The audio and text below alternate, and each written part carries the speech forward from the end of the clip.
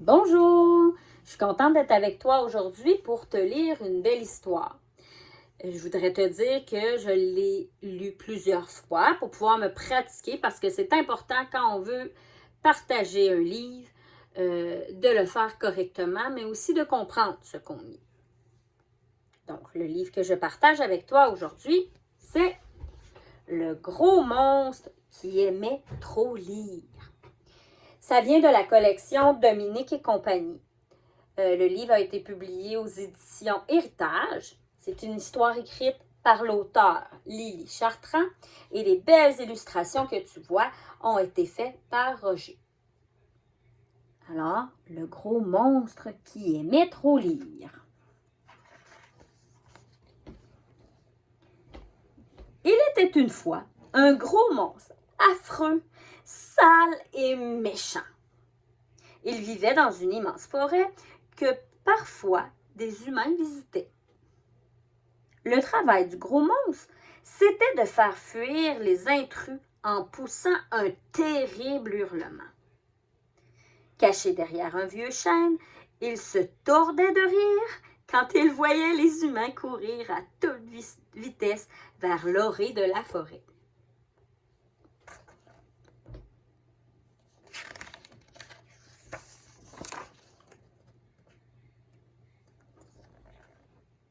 Un après-midi, le gros monstre s'ennuyait derrière son chêne. Il n'avait pas eu un seul visiteur depuis le matin. C'est alors qu'il aperçut une petite fille. Elle alla s'asseoir sur un rocher, puis sortit un livre de son sac. Le gros monstre jeta aussitôt un horrible cri qui chassa tous les oiseaux. Mais la petite fille était toujours penchée sur son livre, captivée par l'histoire. Le gros monstre, en colère, inspira alors profondément et poussa le plus effroyable hurlement de son répertoire.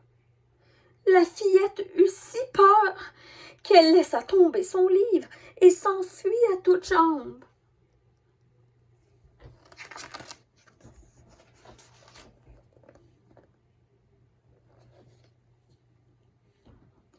Le gros monstre éclata de rire.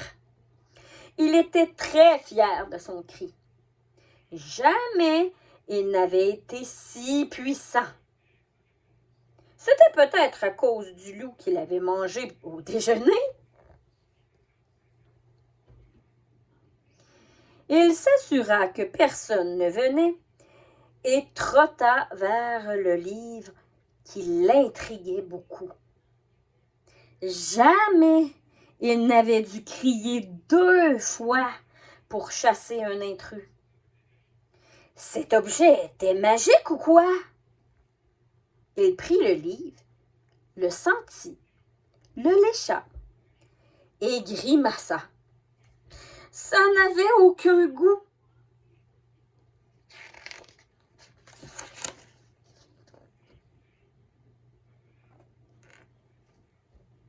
Furieux, le gros monstre lança rageusement le livre par terre. Celui-ci s'ouvrit, révélant de magnifiques images colorées. Curieux, le gros monstre reprit le livre et tourna lentement chaque page.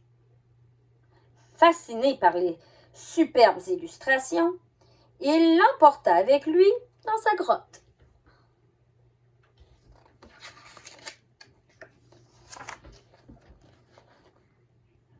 Mémère Dragon se promenait près de la grotte du gros monstre quand elle y remarqua de la lumière. Intriguée, elle pénétra chez lui. « Que fais-tu là ?» demanda-t-elle. « Tu devrais être en train de surveiller la forêt. » J'ai trouvé ça et je ne peux pas m'empêcher de le regarder, s'écria le gros monstre en lui tendant le livre. Oh, le beau livre! cette histoire. Elle est merveilleuse. Un livre, répéta le gros monstre. Ah, c'est vrai, tu ne sais même pas ce que c'est un livre, soupira la vieille dragonne.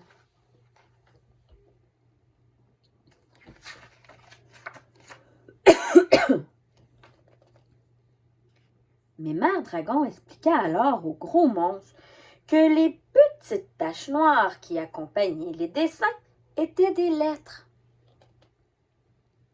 Elles formaient des mots, puis des phrases qui composaient une histoire.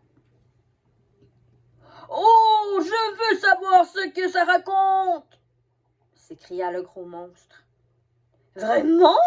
Je peux t'apprendre à lire, ça me ferait plaisir !» déclara Mémère Dragon. Parmi le groupe de monstres, la vieille dragonne était la seule à savoir lire. Ses camarades étaient trop paresseux. Ils ne songeaient qu'à manger, dormir et terroriser les pauvres gens. Mais le gros monstre avait toujours été le plus curieux que les autres. Ainsi commença son apprentissage. Tous les matins, il venait chez Mémère Dragon, qui lui montrait l'alphabet. Le gros monstre voulait tant connaître l'histoire qu'il apprit très vite à lire.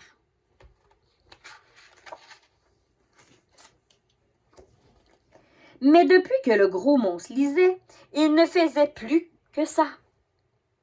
Caché derrière son vieux chêne, il ne prenait plus la peine de hurler quand il voyait un humain franchir l'orée de la forêt. Il était trop occupé à lire son livre. Il le relisait encore et encore.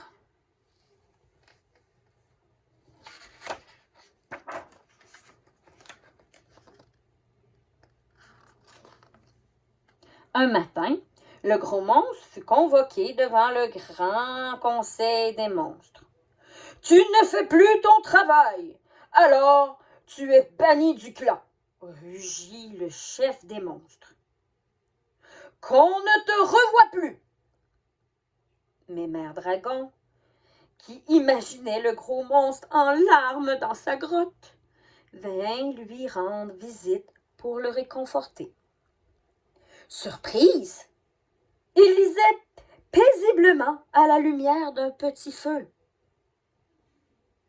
Toute contente de voir combien son compagnon aimait lire, mais Mère Dragon lui donna en cachette d'autres livres, plus merveilleux les uns que les autres.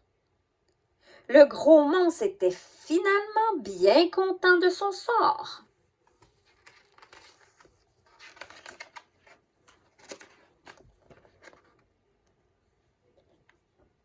Un soir, l'ami du gros monstre, le monstre à deux têtes, entra dans sa grotte. « Tu veux bien me lire une histoire? »« Oh oui, avec plaisir !» s'écria le gros monstre, tout heureux de revoir son camarade. Il connaissait si bien l'histoire de son livre qu'il la raconta de façon magistrale. Le monstre à deux têtes repartit chez lui, les quatre yeux tout brillants.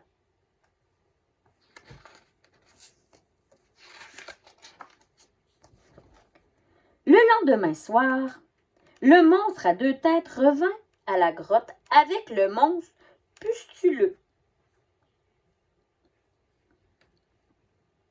Celui-ci était bien curieux d'entendre l'histoire qui avait tant fait rêver son copain. Ce soir-là, 3 paires de yeux observèrent le gros monstre. Le lendemain, 4. Le surlendemain, 12 paires d'yeux le fixaient.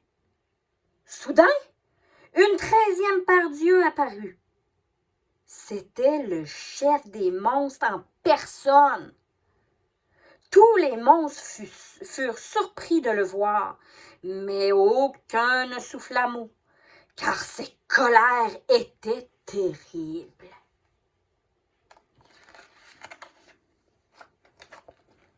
Dans un coin de la grotte, Mémère Dragon riait sous sa cape.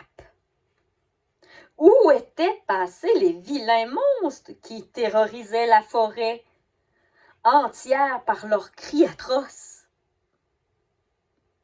La vieille dragonne n'entendait que des « oh » et des « ah » de surprise.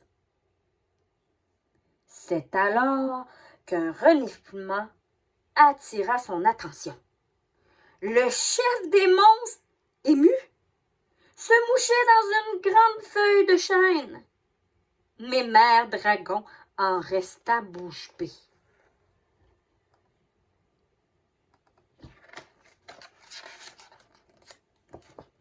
Depuis ce jour mémorable, les monstres ont la tête tellement pleine de belles images et de merveilleuses histoires qu'ils oublient de faire leur travail. Profondément cachés dans la forêt, ils n'ont plus envie d'effrayer les humains. Ils sont toujours dans la lune, songeant aux belles princesses sauvées par de courageux monstres. Par de courageux chevaliers.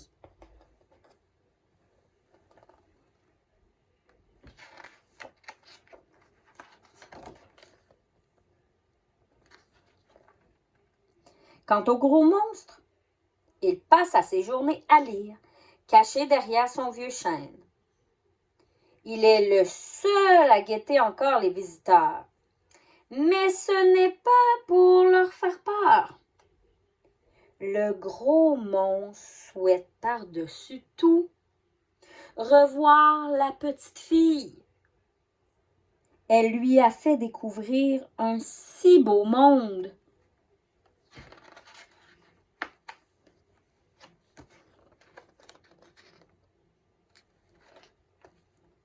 Le gros monstre a donc déposé le livre de la fillette près du rocher où il l'a trouvé. Puis, il y a glissé une pierre plate en forme de cœur. Qui sait, son vœu se réalisera peut-être.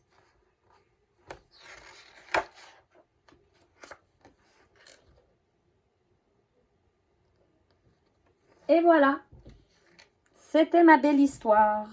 J'espère que tu as aimé ça et on se revoit peut-être pour une prochaine. Bye bye!